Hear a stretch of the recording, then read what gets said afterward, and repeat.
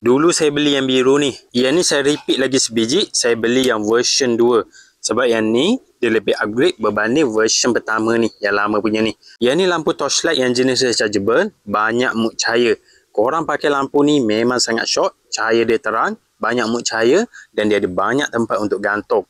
Yang lama ni dia jenis kaki dia ni kecil sikit. Dan magnet dia ni kecil macam ni. Magnet dia ni kalau korang nak gantung dekat permukaan besi memang sangat best. Mudah untuk tampal mana-mana permukaan besi. Dan yang lama ni dia ada cakup macam ni. Dan kaki dia ni boleh jadi lampu meja. Sekarang ni dah ada version baru. Kaki dia ni lebih besar. Dia lebih stabil. Dia upgrade version. Magnet dia ni lagi kuat. Lagi besar. Lekat dekat permukaan yang tak rata pun magnet dia ni boleh gigit dengan kuat.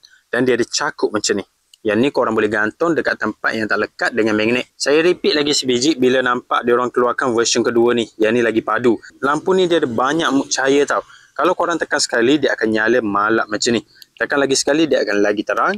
Lagi sekali dia akan lagi terang. Dan lagi sekali yang ni yang paling terang. Bila waktu malam cahaya dia ni memang padu. Yang lama ni saya banyak guna, saya standby dekat toolbox. Bila buat kerja waktu malam ataupun buat kerja dekat tempat gelap, contohnya dalam silin semua, saya akan pakai lampu ni jadikan lampu utama. Mood dia pula banyak, korang boleh adjust dia punya terang ikut yang korang nak. Kalau dalam silin, saya boleh tampal je lampu ni dekat bumbung rumah yang jenis besi tu. Terus suluh ke bawah dan terus korang boleh buat kerja dekat atas bumbung. Dekat dalam silin. Nak buat kerja wiring boleh. Apa-apa kerja pun korang boleh buat kalau cerah macam ni. Mudah untuk lekat macam ni. Mudah untuk lekat sebab dia pakai magnet. Yang ni saya nak repeat lagi sebiji sebab saya nak standby dalam kereta.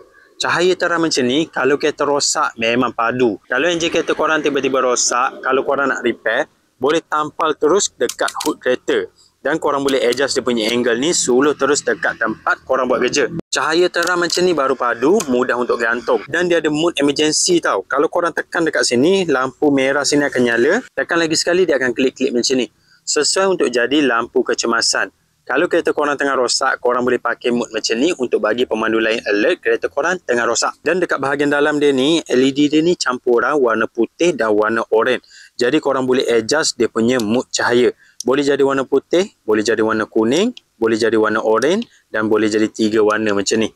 Korang boleh gantung dekat dia punya magnet ni. Walaupun besi ni dia tak rata, dia bulat macam ni. Tapi lampu ni boleh lekat dengan kuat tau. Kalau yang lama ni dia tak boleh lekat dengan cantik kalau besi bulat macam ni. Yang ni dia kena rata je. Kalau yang ni magnet dia lagi padu.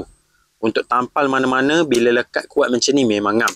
Kalau korang nak gantung dekat tempat yang tak lekat dengan magnet, korang boleh pakai dia punya klik ni. Dia ada lock macam ni.